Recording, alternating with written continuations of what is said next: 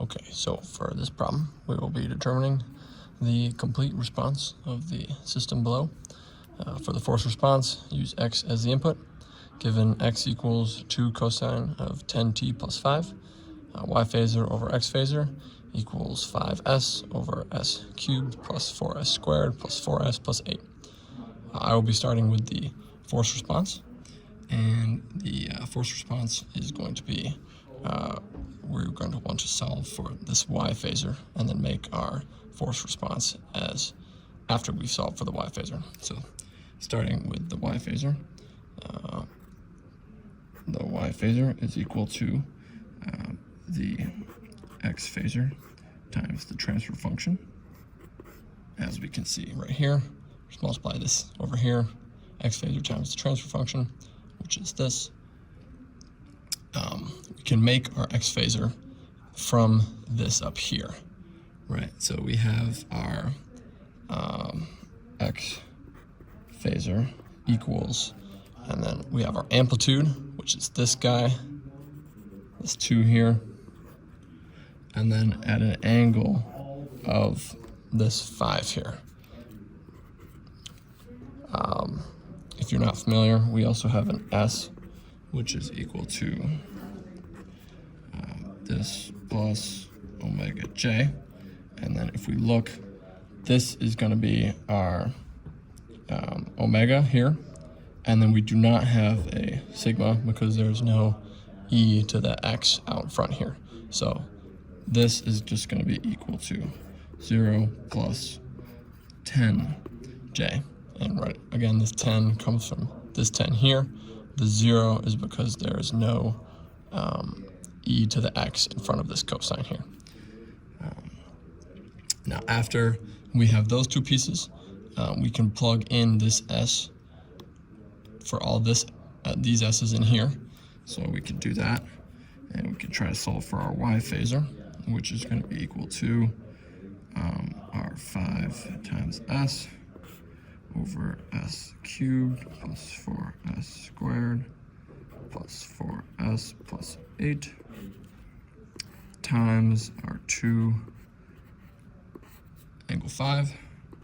All right, and plugging this 10j into this s here, we're going to get 5 times 10j over 10j cubed plus 4 times 10j squared plus 4 times 10j plus 8. So that was a little long, and then that equals, if you do all these calculations, I recommend the TI Inspire Cast 2, but after calculating all this out and putting it into polar, we have this equal to 0.096 at an angle of negative 152.8. And this is what our y phasor is equal to. So then we can take our y phasor and we can make our x of t from that, which this is going to be our force response right here. And then the complete response is going to be the force response plus the natural response. But our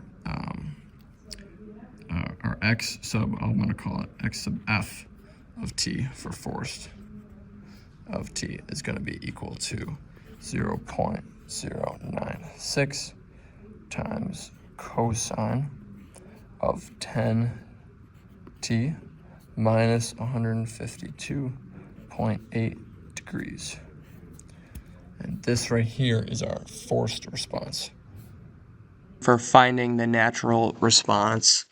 And we are going to start off by, here's our example, and you're going to want to set the denominator equal to 0 to get the poles. So here on our calculator, you can see I set it, and here I use the C0's function to get our poles.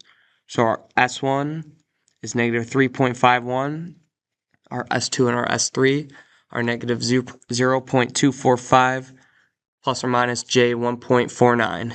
So our real pole in this is our S1, which is this, And our complex conjugate pair of our theta and our beta becomes this second part. So our total natural response is x of n of t equals k1 e to the negative 3.51 t plus k2 e to the negative 0.245 t cosine of 1.49 plus theta. Okay, so to wrap this problem up, we have our complete response, which is what we're looking for, and that is equal to the natural response plus the forced response. This is our forced response that we found earlier. This is our natural response that we found earlier, and then we are just going to combine them to our complete response, which is going to be x of t, and that is going to be our natural response, which is k1 e to the negative 3.51 t plus k2 e to the negative 0.245 t times cosine of 1.49 t plus theta, plus our forced response, which is 0.096 cosine of 10 t, sorry, this would be a minus 152.8 degrees. And that is our complete problem.